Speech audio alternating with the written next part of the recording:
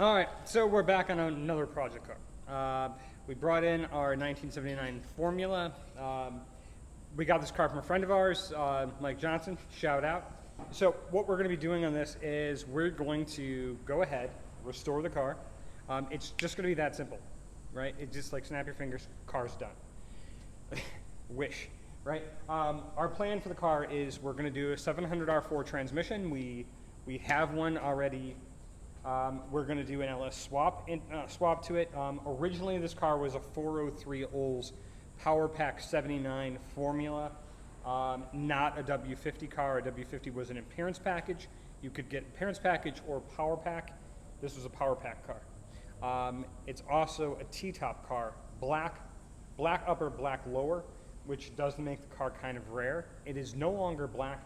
Someone did paint it, what I'm going to guess, 15 years ago, was a beautiful pearl white paint.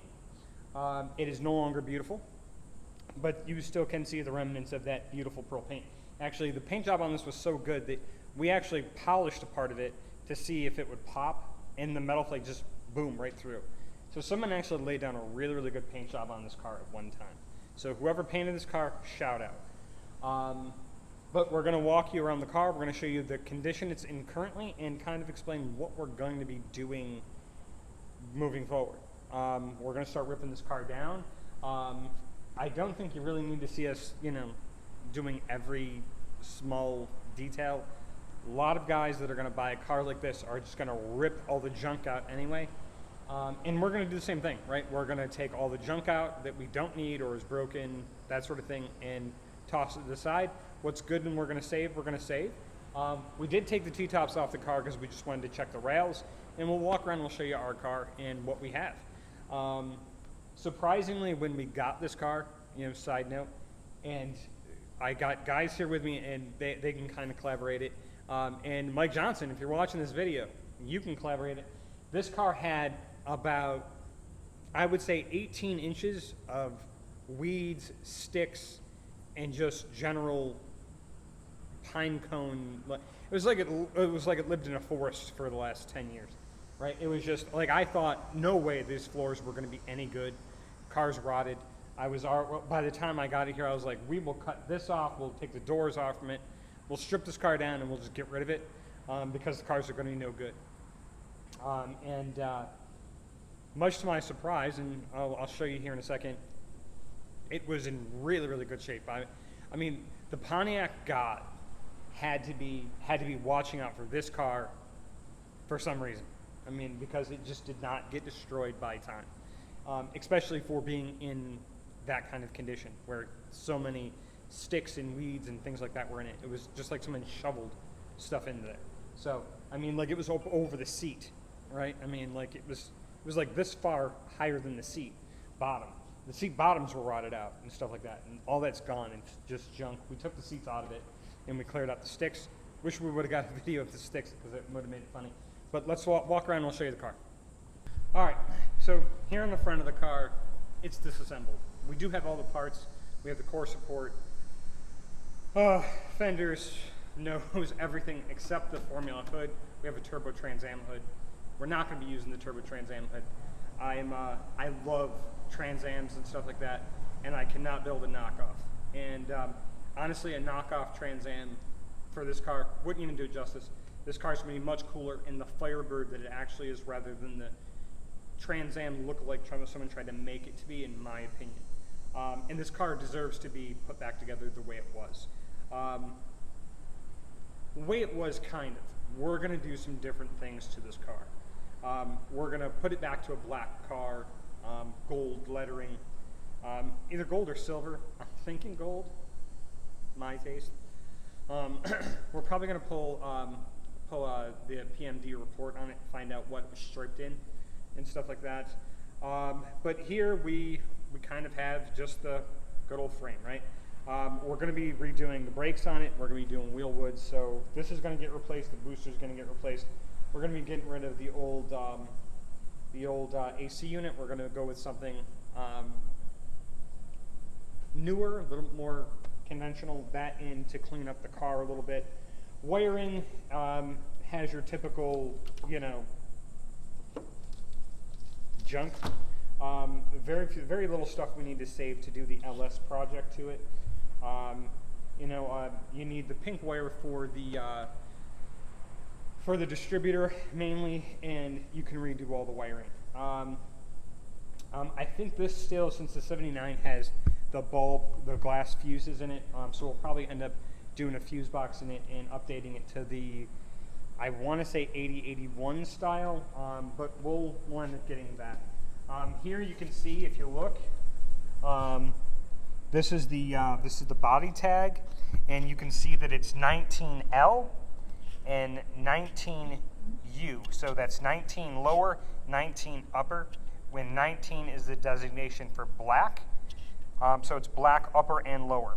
These cars from the factory were all two-tone cars, and the only way you could get it was in a two-tone unless you ordered it, which means this car was ordered black bottom, black top.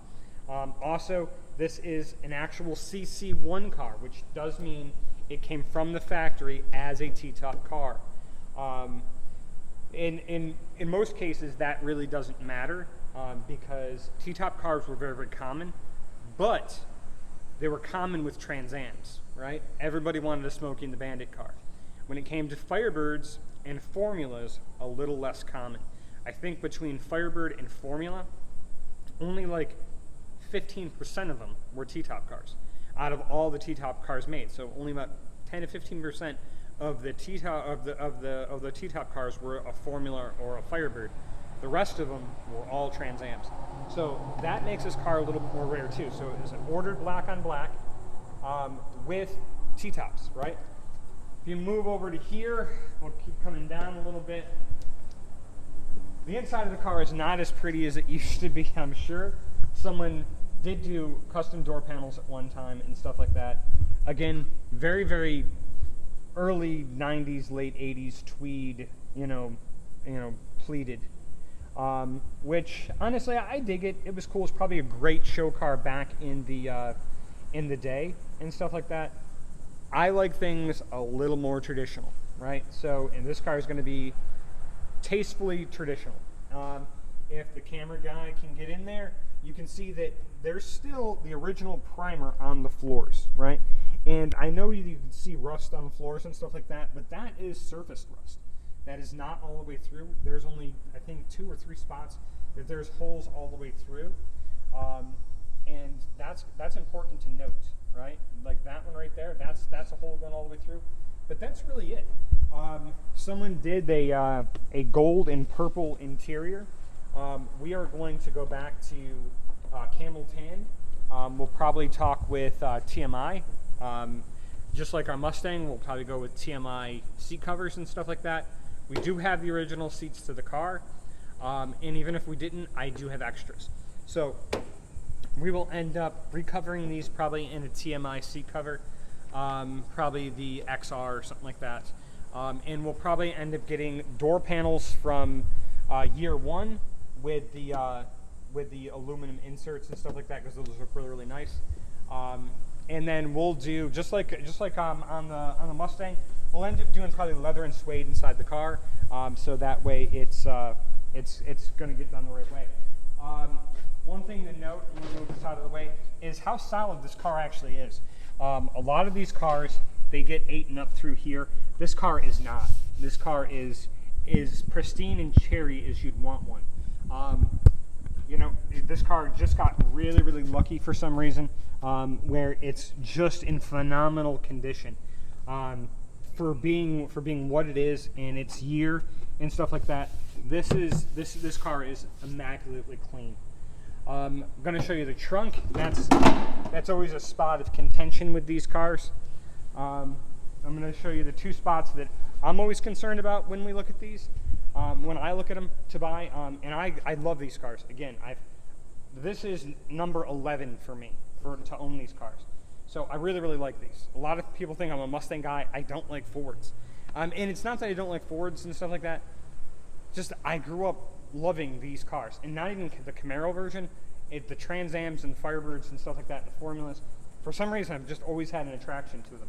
And not because of the bird on the hood. I've heard that so many times, oh, you look at the decals. It's not about decals, right? the way I've always looked at it is I don't like common, right? Everybody growing up, their dad had a Camaro or something like that. And the Smokey and the Bandit Trans Am, Burt Reynolds thing, I loved that when I was a kid, right? I mean, it's kind of like the Dukes of Hazzard Charger, right? It's iconic and stuff like that. And to have that little piece of history is amazing, but they aren't as common as a Z28, especially back in the day. Now, Trans Ams are more common than Z28s, right? Because people have bought them, they wrecked them, stuff like that. Guys that had a Trans Am wanted to keep it, you know, whether or not they were a Bandit fan or whatever. I mean, and now there's a loyal, faithful following for Pontiac, which honestly is awesome to see. So this is another spot. Okay, so this deck lid, trash, right? And I don't know how this deck lid got this bad, but this floor is this perfect. And again, that's surface rust, right? That is nothing, right? That's still the original paint to the car, right? I mean, like, that's amazing, right? This has everything you'd want on it, and it's just in beautiful, beautiful shape. This is actually cleaner than my Trans Am at home that I've had forever, and that I'm solely in love with. That now my kids want someday, and when I die, one of them will have it, and things like that. So if we turn our attention down here a little bit, one, you can see the original black paint and stuff like that, and you can tell this really, really thick paint and stuff like that. Someone did a decent job painting it and stuff like that. ABS does not like holding on to paint. That stuff flexes, and you actually do have to, especially way back in the day when you'd paint something like this, you'd actually have to use a flex paint or a flex thing in the paint on these, which most body shops do now. Back in the day, they did have problems. But if we can get a shot of this right here, anybody who knows Camaros and Trans Ams and stuff like that, this is the thing they fear the most, right here. And this one is the most prettiest one I've ever seen in the wild. And in the wild, I mean a car that anybody can get and stuff like that. I've seen them that clean before, but they've been cars that have been owned by someone that has more money than oh my god, or they've been part of a private collection and they've had a pan that clean. That pan is the cleanest pan that I've personally ever owned. I've had to replace those pans. I've had to replace that pan on my car, and that pan is perfect, which just blows my mind. We do have to replace a tail light and stuff like that, and we have to clean these up anyway because someone did do the paint in the white lines and stuff like that, which again, very, very 80s and 90s kind of thing to do. You know, the car overall is just in amazing shape. If you look, there's no heavy scale around the T-tops or anything like that. These seals are bad. They're always bad, and things like that. We do have 99% of the parts to actually redo this car. The only thing I think we're actually missing, I actually have an original steering wheel for this car. Not the original steering wheel, a original steering wheel, in the right color, that I got years ago. You know, everything's just in really, really good shape, and this is going to be a great project car.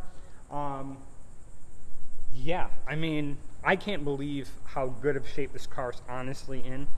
And like I said before, the Pontiac gods saved this car. And we are going to give this car a new lease on life. And this car is going to be a car we're going to build here on YouTube. And we are also going to, when we're done, this car is going to be for sale. Let's talk about the things we're going to do to it. Like we said in the beginning, LS swap, 700 R4 transmission.